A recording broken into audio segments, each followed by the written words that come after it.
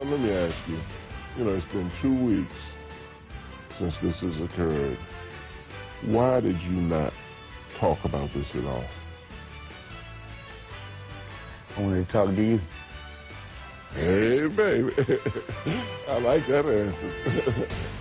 Johnny Davis, Larry Brown, Randy Ayers, Chris Ford, Jim O'Brien, and Maurice Cheeks.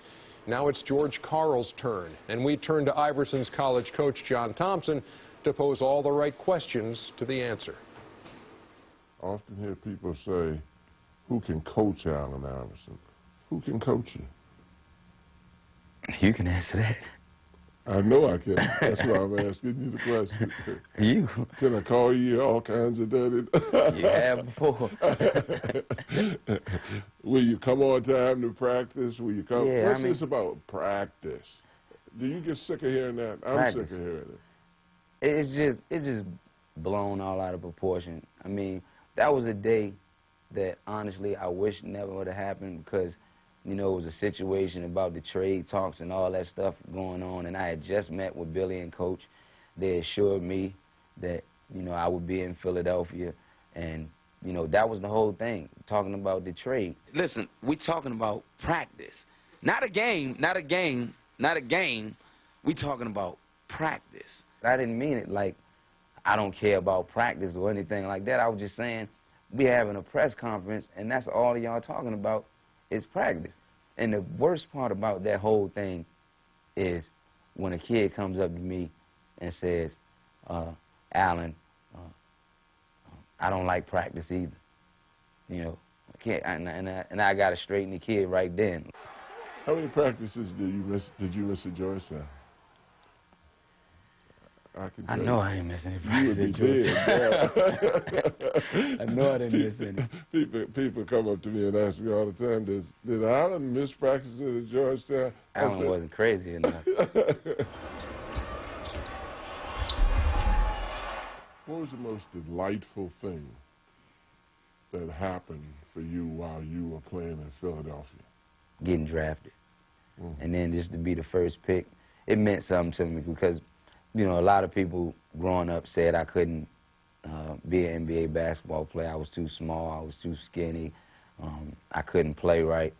And now to, accomplish the things that I've accomplished and been to where I've been and what the sport has done for me, it just makes me feel good about that, being drafted. I never told you this, but I called Isaiah Thomas and asked him, where would you go in the draft? You know what he told me? Yeah. Number 1. That's my man anyway. He said number 1. And I was shocked. Not that I didn't believe in you, but I said number 1, and he told me that. I just want to tell you that. I always wanted to be that type of player. I wanted to jump like Mike, score like Mike, pass like Magic, shoot like Bird, be fast like Zeke. I wanted all of that. I wanted to rebound like Barkley. I just wanted to have the whole package with some street ball in there, too. When you heard that you were going to Denver, what was the first thing that went through your mind? I was just happy, because that's where I wanted to go, just looking at that team, and then having Carmelo on the team, and, Marcus.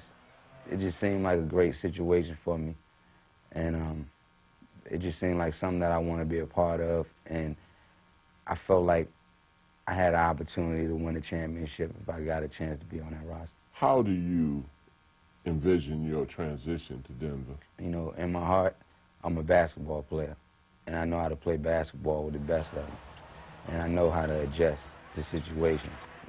That's Carmelo's team, and it'll be a different situation for me because I'm always used to being on a team that's led by me. If you average 40 points and lost, would you still be happy? Never. Never in a million Do you think years. that's the perception of a lot of people of you? I don't think people think that of me. You got some guys out there that just say any damn thing. But no way. Any teammates that ever been around me, any coaches that ever been around me, no, that's not the truth. Coach, I've said it a million times. I've had scoring titles. I've had scoring titles. I had MVPs. I've been in playoff games. I scored 50. I scored 60. I've done those things. I ain't never won a ring. And that's the only thing. That's the only thing I want. That's the only thing I care about. And if Carmelo have to lead me to a ring, I'll be right behind him. Does it have to be Carmelo's team or Allen's team? What does that mean? It's just because he's the face of the franchise. That's the only reason I say that. And it's going to be our team because I'm going to be a part of that team, you know, and I'm going to play hard every minute I'm out there on the basketball court. And, you know, I'm going to get on the floor, scar my knees up, and you know, play hurt and do everything that I've done in my career at Philadelphia. Comes down to the last shot. You're playing with Denver. You're the most confident player I've ever been around. How do you defer to someone else and say, you take the shot? It shouldn't come down to the last shot. If we good as we supposed to be, then it shouldn't come down to the last shot. But if it did, I feel comfortable with him taking that shot, and I'm pretty sure he'll feel comfortable with me taking it too. Do you think people have an accurate impression of what Allen Iverson is? No. I'm always at, what kind of person was he? You know, all the donations, everything I've done, I never hear about none of those things. We're talking about practice. Yeah. I hear something about practice, or I hear something about missing an event. You know, I hear something about blowing up with a coach, and, you know, I hear something about me being selfish, and I hear all these different negative things. Are you a thug? A thug? Yeah, a Man, thug. I'm 31 years old and a husband of 4, a husband with 4 kids. I hope I'm not no thug. I'm a father. I'm a husband. I'm not going to be the same as I was when I was 21, 22, 23, making rap albums and stuff like that. I was about ready to kill you with that one. Yeah, I mean, just a mistake, just a bad mistake. And I made so many bad mistakes.